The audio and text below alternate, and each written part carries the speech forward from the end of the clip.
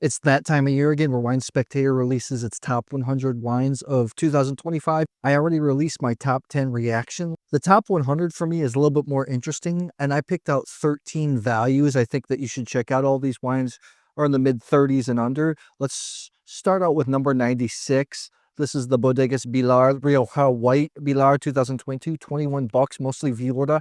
I actually just got back from Rioja camp. You'll be seeing a deep dive video soon. I think White Rioja is tremendous value for money. Viura, also known as Macabeo in Catalonia, it's a base grape that they use for cava. It's got this real clay note that I like. White Riojas are incredible value for money. Tondoño White from R. Lopez de Heredia is maybe the most famous. It's more of an oxidative, old school style white wine.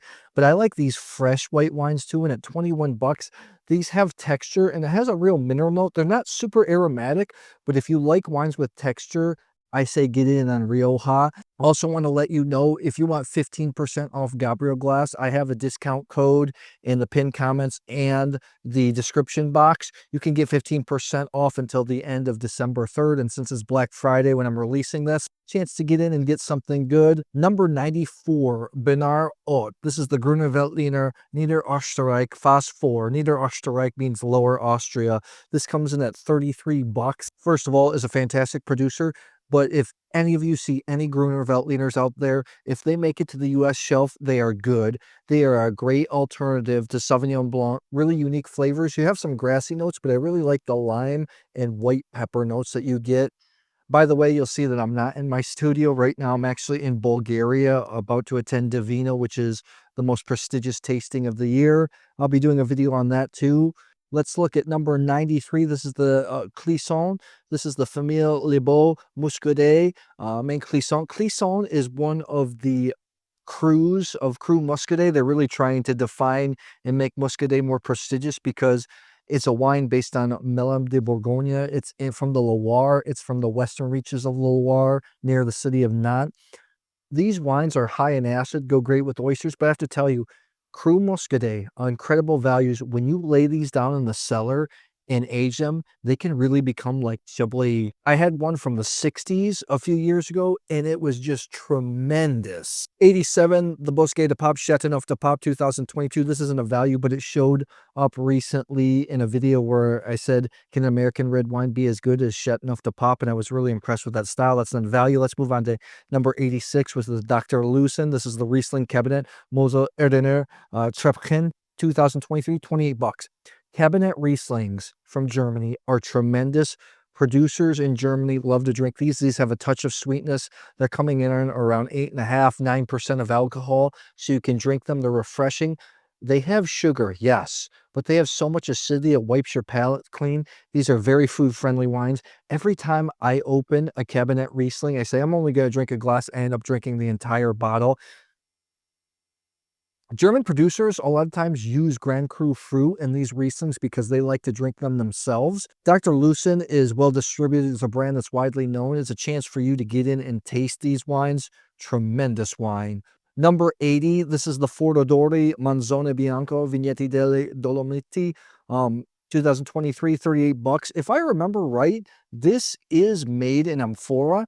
Fordodori from Trentino, northern Italy, one of the great producers in that region. Manzoni is a cross variety that was crossed by Professor Manzoni as a cross of Riesling and Pinot Bianco. This wine has a lot of texture, and it's not a full-out orange wine. I don't know how long it's macerated for, but it's got a lot of rich flavors. And for a producer that's super well known, super trendy, to get in on 38 bucks, I think it's good value for money. Next up, number 75 is the Gracchi Etna Rosato 2024, comes in at 30 bucks. If I remember right, this is probably going to be mostly Narella Mascaresi, Narella Cappuccio. Etna Rosatos, I think overall as a category, are the best wines coming out of Etna. Etna Rossos are very hot right now because it's like the Burgundy of the Mediterranean. Etna Biancos, they're known as some of Italy's greatest whites. I think Rosatos are really what it's at because they're mineral, they're smoky, they're super enjoyable. The only problem is they're not super readily available. Gracchi is a phenomenal producer. I remember the first time I visited Etna, I ate at this fantastic restaurant. That's the first time I had these wines. This is back in 2015 before I was in the wine business officially. I was just going there as a tourist. And this is just a phenomenal wine at 30 bucks. I highly recommend checking it out. Oh, I'm going to add another one here, number 62, the Tepa Sauvignon Blanc from Marlborough 2024, so 21 bucks. A lot of you know that I talked about in previous videos, I worked retail part-time up until August for a year, and 3 of our almost 10 sold wines every year were New Zealand Sauvignon Blancs.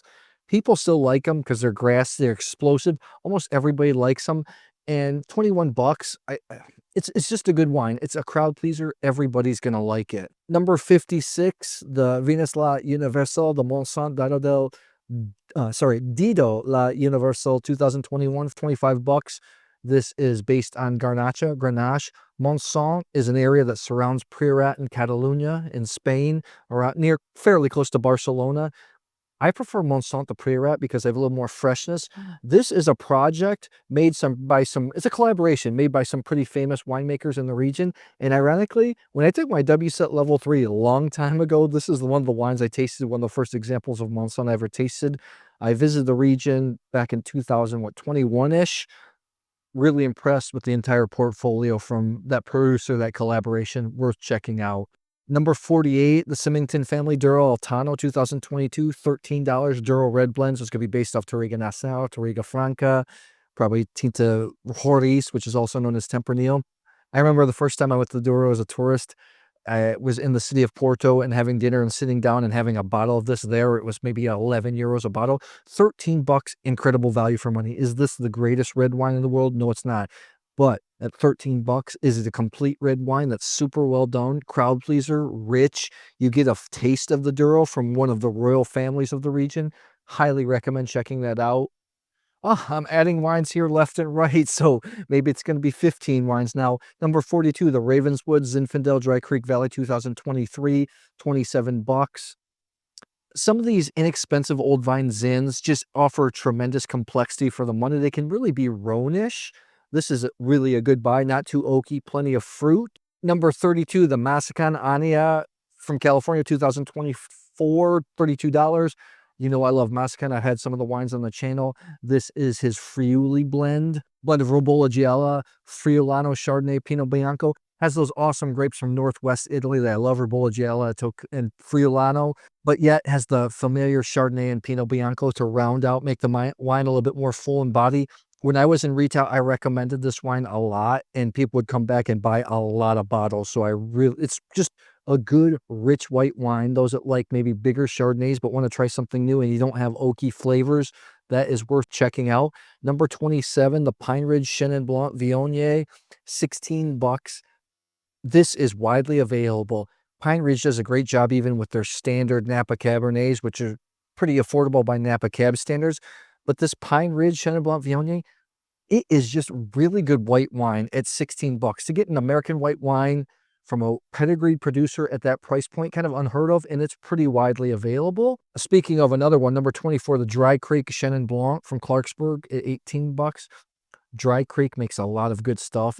I like their Zinfandel, their Meritage blend, but their Chenin Blanc at 18 bucks is a steal. It's super widely available. It's a little bit richer than those that are used to Chenin Blanc from maybe from the Loire. But it's just so lemony. It's got so much juicy acidity. 18 bucks, really, you can't go wrong. Oh, I'm going to add a couple more wines here. So I guess we're maybe it's number 18, the Diatom Chardonnay Santa Barbara County. $25, made by Greg Brewer Clifton is his main brand. Diatom, this is Chardonnay and stainless steel. This is salty. This is just lemony. It's just really good, cool climate Chardonnay, yet it's got complexity. I think that at 25 bucks, this drink's more like a $45 wine, especially US prices. Get in on this. Number 17, you know I love Sangiovese, the Ruffino Chianti Classico Ducale Riserva, 25 bucks. Sangiovese, I love it. Great pizza wine, 25 bucks. Has that sour cherry, the earthy notes. It's got the sweet and sour fruit play, and this is also widely available. Get in on that. I'm going to add another one to the list I skipped over. The last one, number 31, the Marchesi di Frescobaldi Chianti Rufina. Niposano Riserva 2022, 20 bucks.